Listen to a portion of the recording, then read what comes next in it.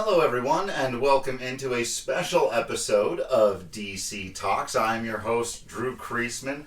With me, as is almost always the case for these, is my brother, Ira Kreisman. But the reason this one is special is because we wanted to wrap up our conversation on the Secret of Nimh with our mom. Not just because, look, we always like talking movies. We like to talk to our mom. Can we just say this part? We think that it's weird. Yes. That other people don't want to hang out with them. Now, if your parents aren't rad and cool, then sure, I get it.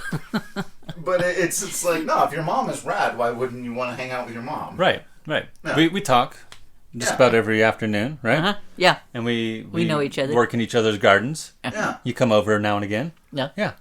So in this movie where the mom is the hero, and the message is about family, persevering, and they literally use the power of love to save the day at the end. Absolutely, yeah.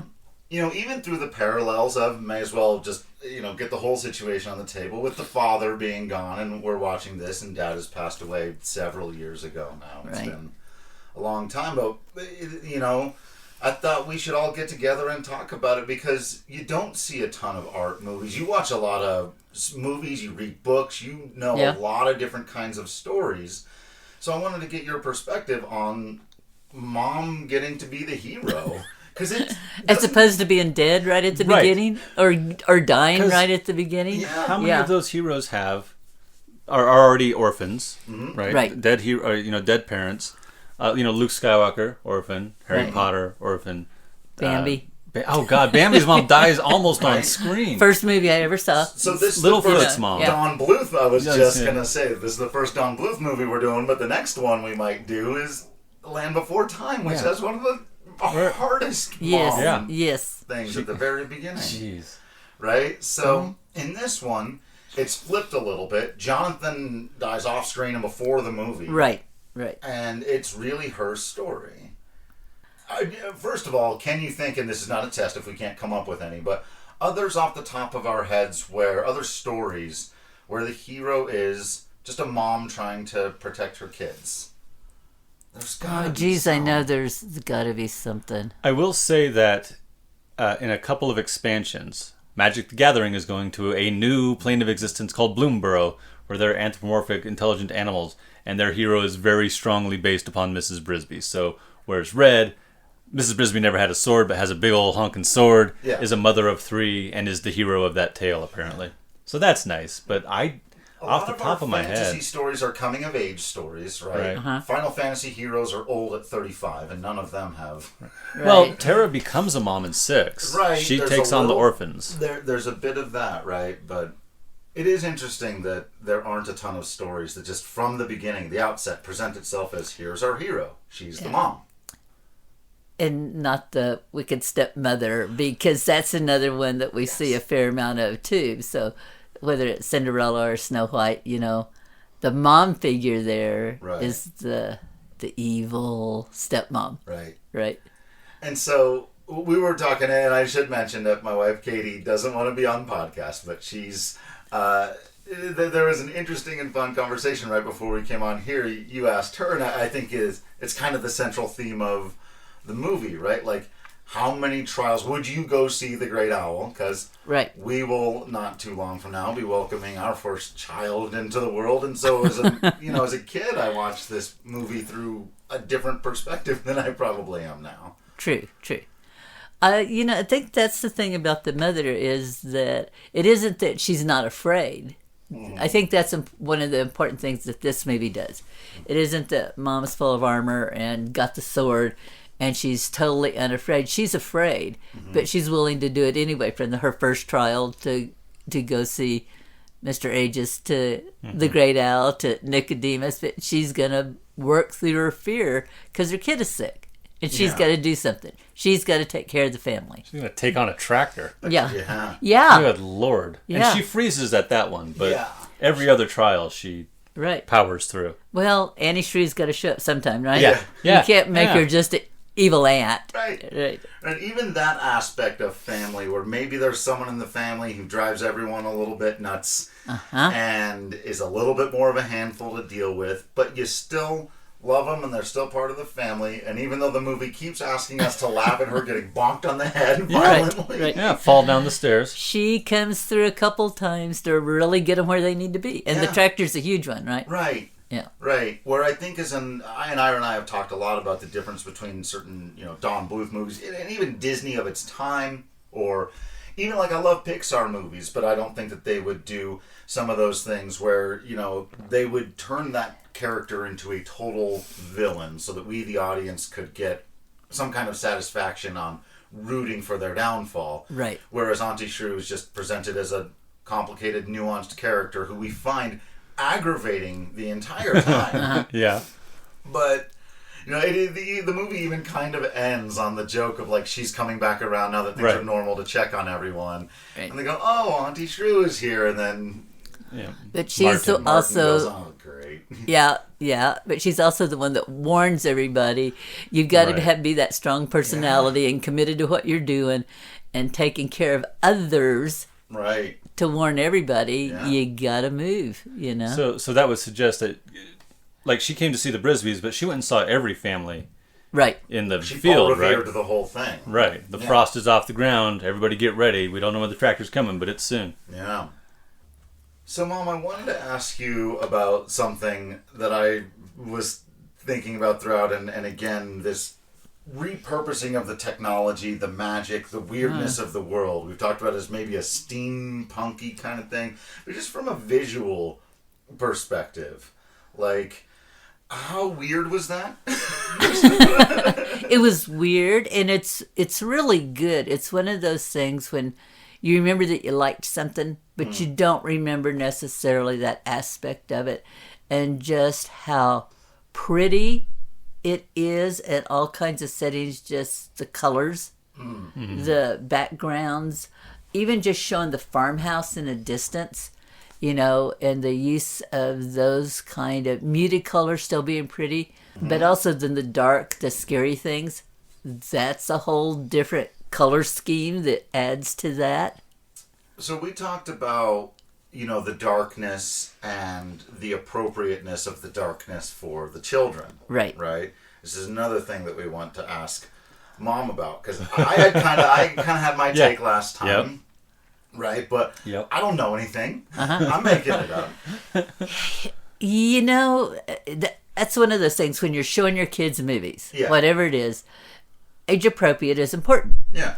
But also sometimes little kids don't even get certain things, and in between, so you have to decide that. But I think the most important thing is that you're there with them during the movie. So if there is something, if they are scared, or there's something weird, that they can ask you and you can talk about it. I was telling somebody that the first movie we took Ira to, that I had forgotten how scary parts of it was Snow White. And he's like 2 years old, and we're in a movie theater, and that evil queen is big and scary, and he's like doing this, and you're going, so you do that, and you hold your kid's head or whatever, and then go on, because in these shows, the good does persevere over the evil, and so you're not all sucked down into purgatory or hell or whatever. It doesn't just end the with depths the house of hell, sinking into the mud and they all die. Right. Speaking of depths of hell, I remember a movie we watched at home that scared the bejesus out of me. Was Poltergeist. Oh, and that was like on network TV late at night, and I just you and Dad were watching. I don't even know if you were born yet. Oh, geez. I was pretty young. Pretty young to be watching. And like I'm hiding under covers at one point, and you're like laughing at the skeletons or whatever popping out of the ground as they run away. So you guys were obviously pretty, I don't know if relaxed is the right word, but you weren't overly worried, and I don't think any of it ruined us, right? Don't think so far, at least we can tell, Like, would you like to reevaluate? I think that people can get too weird about it. Like I said, even when you want to do age appropriate, which you should, you also know that kids will take in certain things or not based on their age. Right. And they're going to ask you questions. If you talk to your kids, which I did, we did. Sure, right. Your kids are going to tell you if that's scary or ask you Yeah. If it's too Oh, mommy, much. did he die? Or oh, mommy, that was whatever. Yeah. And then similarly, how much of this did you remember? Because we watched a lot of these things when we were kids that we would watch over and over again. I'm assuming on first watch with us, like you were just talking about, to make sure that we're okay and the content is okay and all that. Right. You probably watched with us. Yeah. I'm going to assume the 15th or 20th time, because we just rewatched this, and Ira and I are sitting next to each other. And Ira, I think, knows 70% of the dialogue, and I know maybe 50%. I don't know if I could do dialogue the way you guys do. I was always amazed that we would watch something and you could be in the car and you could be reciting dialogue from a movie or a TV show that you really liked. That you guys were good at that. I think one of the things that reminded me is, until I watched this again, I had kind of forgotten about Jeremy saying, "Excuse me, pardon me," which then your dad said forever, he picked up on that one. and then you two did, and I forgot where it came from. I did, right? Yeah. because he said it so much, and you two both do that. I do not do that most of the time. Once in a while, and I forgot. Oh, Jeremy, the crow, of course. Yep. Yeah, Comes from Jeremy. Yeah. and Sparklies. The whole bit about liking sparklies. Yeah. Some of the music that tends to come back as a memory when you're. Oh yeah, the rewatching, music's right. Yeah. Ira keeps making fun of me because I don't love. Oh yeah, I you think hate the that song. Is a little hokey. The lyrics. Oh yeah. No, you tell him how wrong he is. You think the lyrics are a little hokey? It's a sweet movie, and remember, it's a kids movie, Right. right? Mm-hmm. Sort of. But isn't the giant music sword fight is in the mud. pretty? It's beautiful. Yeah. I think the melody is beautiful, and I don't even think the words are like bad or anything. They're simple. They're whatever. Yeah. For me, it really is the particular recording of one of them. The way they sing it, it sounds It's a little like those bunch of Golden Age. Yeah, old people I in agree. a room somewhere with silly hats going, "Keep my night, pay my time." Is it like you're just Right. "Laramie, will you marry me"? That kind of silly. Yeah. Yeah, it's just a little bit, but I think given the right performance or presentation, it's a good piece of music. Yeah. And there's a lot of good music in it. And as we've talked about, it feels like a fully made film in every single way that sometimes animation doesn't always. You can get tricked into feeling like the camera is moving. It's like there's no Right. camera. Right. That's a cool camera angle. Not really, but I know what you mean. Like excellent performance Like we from said, the actor. cinematography. Yeah. Wow. Like with Jenner, you're like, man, the actor really intense in the face. You're like, it's animation. It's Those eyebrows don't work like that. yeah, right. That's and then of course the cast, which we talked about, which was uniquely incredible. I always thought the Great Owl depiction of an old, big, long, mustachy stuff was pretty incredible, and I thought that was scary to you as kids. It Yes. was Yeah. the Great Owl, It's- Nicodemus. When Martin says, "I'm not even afraid of the great owl," I'm like, that is some bullpucky. Yes, I think you are. I'm afraid of the great owl, and he's just a cartoon. Right. Yeah. Right. It's still like we're watching it. Katie goes, and the spider comes up. She goes, "Ooh!" And, I think trees trying to get you, or Oh, yeah. or branches vines. and the trees. Yeah. Yeah. I've always been kind of afraid of living vegetation that will come after you, Right. whether it's the blight, Going back to will of Poltergeist. time, or poltergeist. Yeah, that tree swallows a child? Yeah. Ugh. Yeah. Spoilers. Yeah. Ew. So I've got a question. Uh-oh. I have critiqued some of the male characters in this movie for the way they talk to Mrs. Brisby. Forget for a moment that she doesn't have a first name and she's just Mrs. Jonathan Brisby. I was going to mention Yeah. that, but I thought maybe I should focus on the We positive. did but talk about it in Yeah. our first couple of episodes that I know you've been locked out of, so it's not your fault you haven't been able to hear them. But yeah, that's definitely weird. well, and that was it. Both Mr. Aegis, like he wasn't going to help her until she mentioned she was Mrs. Brisby, Right. and there's a couple of times, but That happens 3 or because 4 times. yes, because Yeah. she is married or was married to Jonathan Brisby, and he was so important to them to think that the average person isn't going to get the same whatever. Right. Right. But Oh, no. she really does, as the average person before they know that, have to persevere to get to that point. Right. Right. Right. But that's a little disconcerting. And she never starts a conversation with, I am Mrs. Jonathan Brisby, to cut to Well, first of all, she didn't know how important he was to That's these true. people, Right. so That's I a think good that's point. kind of interesting.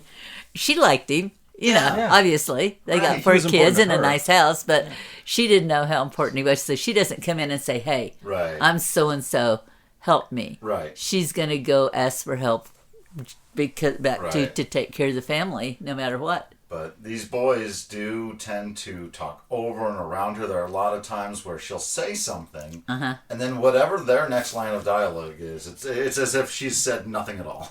Right. Not unlike the real I world was going many to say, times. have you Yes. ever A experienced? pure work of fiction, this yeah. film is Oh, worse. yeah. Do we think that it's used to good effect to get the point across, though? Or do we think that it's actually just kind of gross? I think that there's a little bit that makes me bump on it and think, that bothers me a little bit.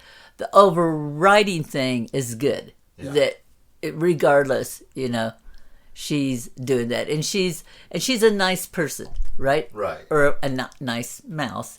I mean, where other people would have slapped Jeremy to get rid of him, she's not doing that even when he's messing up and Right. getting himself in trouble again. Even when sometimes she has to use her mother voice to make him behave, Right. right? Which she literally says at one point, I'm Yes. going to have to make you behave. Right.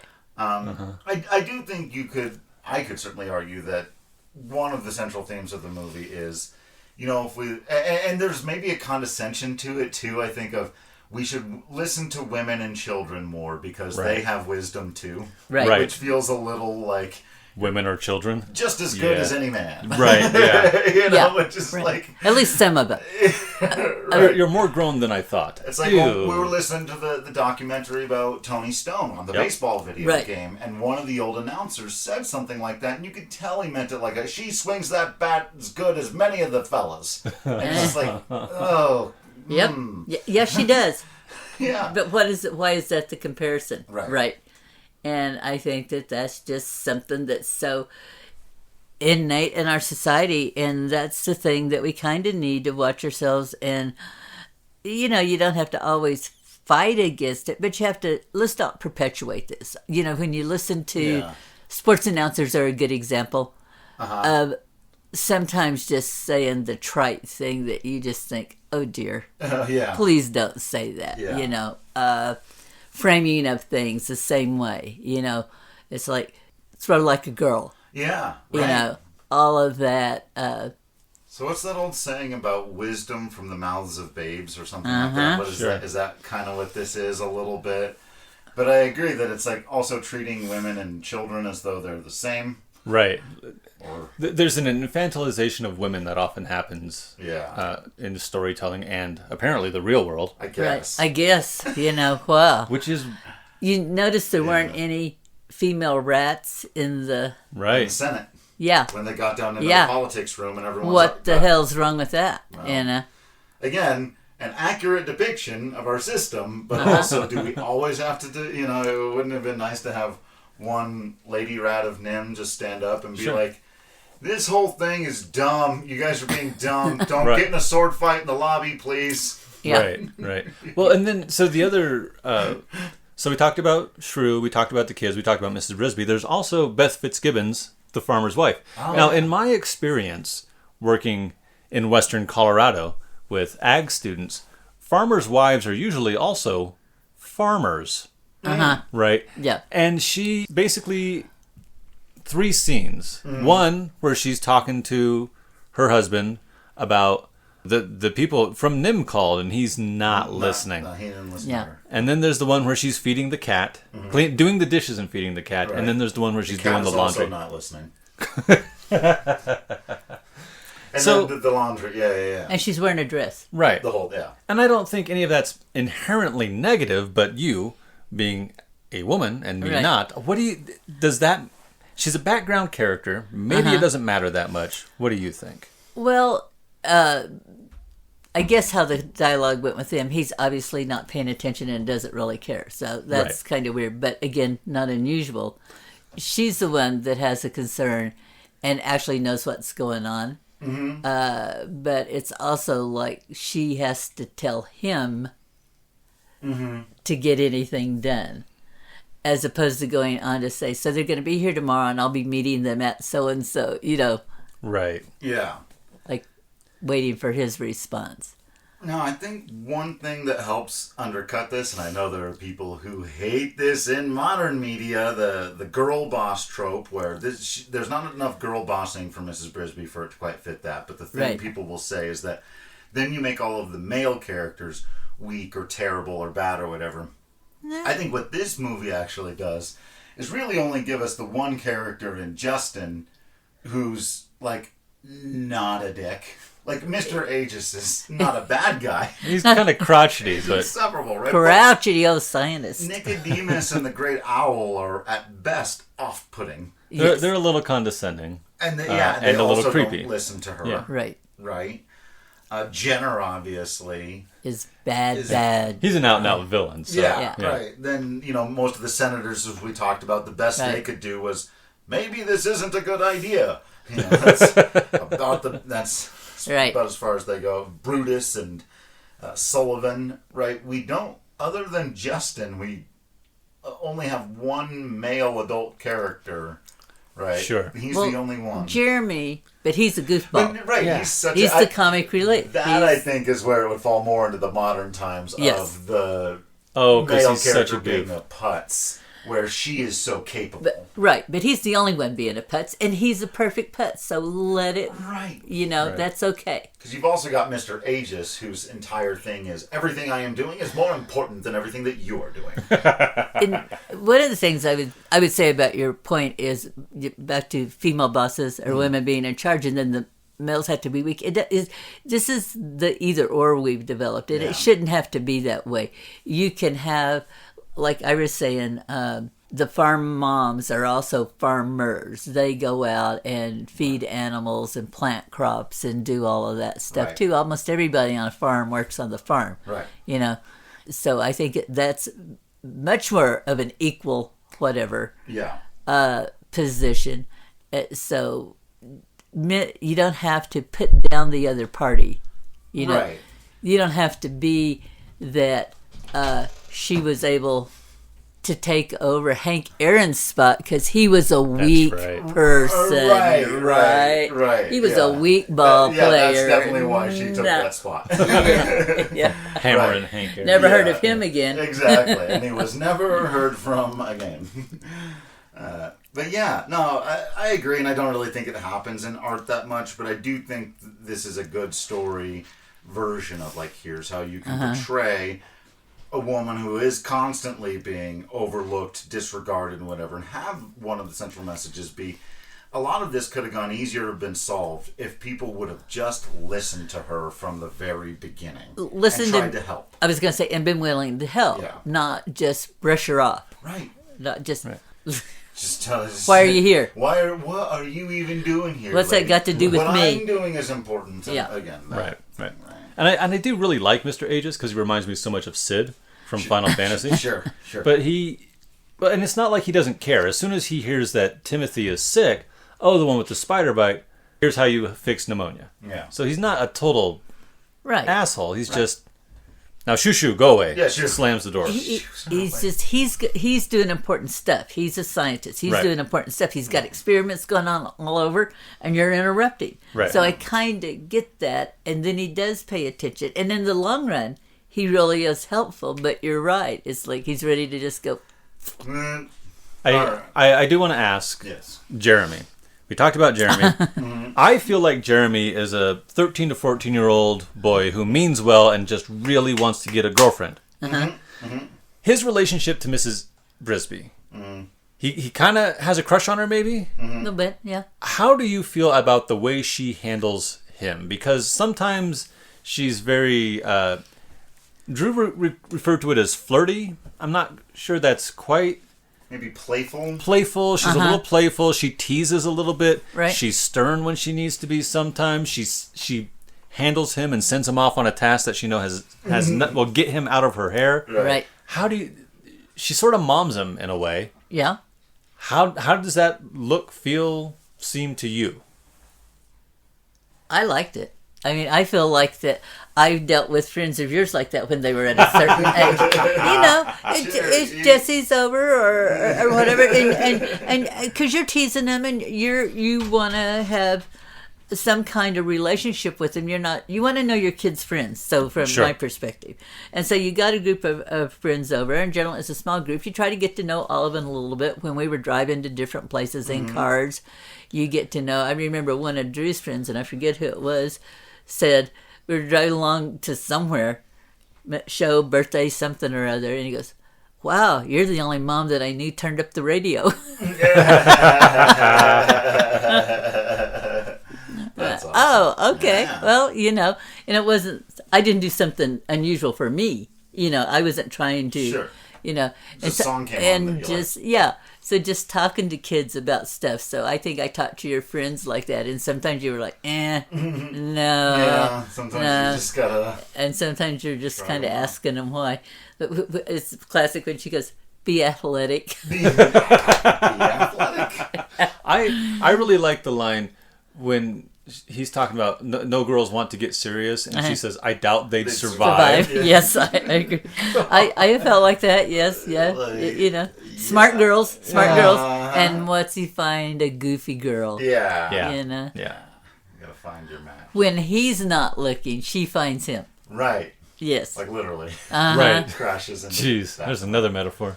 Totally. Isn't it? Well, what are our final thoughts on The Secret of Nimh by Don Bluth and friends? The classic early 80s horror film. Yeah. Children's horror is a genre you don't see. Let me ask you, on that subject, at what age do you think Drew and Katie ought to show their kid Secret of Nimh? Ooh,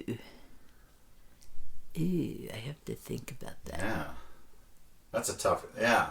Yeah. You know what? Yeah. 6 or 7 is 5 too young? See, I'd probably be doing 5, and you guys... 4 or 5. 4 or 5, If and you it's guys too would be scary, doing we'll 7 or turn it 8. off. You'd be going, oh, let's wait a minute. Turn it off. If the kid starts screaming and yelling, runs out of the room, you go, well, we'll finish that later. Sure. Or Yeah. Ninja Turtles ready, just in case. Yeah. I would probably do 4 or 5. Now that you're saying that. Maybe. A lot of good, important lessons to learn in there, right? It's a beautiful movie, and It is. more you can get used to stuff like that, I think. Yeah, because it's not just that. It's not scary. You don't stay on. Right. There's things like that I can't do. Right. I am not a horror film person.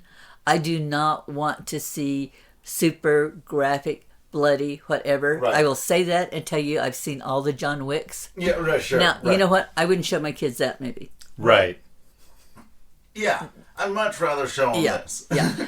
Because you have a scary moment and you get through it. Yeah. And they didn't have the scary moment and then get hung upside down and have their head cut off. Right. That's totally different than going through the scary tunnel to get to the beautiful part where the rats were. Right. Or going through the scary stuff to get to the owl. Yeah. That there are things that are scary and she's afraid, the cat. Yeah. But it doesn't end with the head on the pike. Right. Or your head on the pike. Right. It's not Game of Thrones. It's Right. not, ultimately, the family is there and there's a beautiful shot and the music plays and the crows fly off in love. And the family's saved. Yeah. The family's saved because the mom, perseverance. Right. Don't give up. Persevere. Being persistent. One of the most important things people can learn. People are too quick to go, oh, I'm not good at that, and give up. Oh, that didn't work, and give up. Yeah. Instead of, no, you got to keep working at it. Yeah. Step at a time,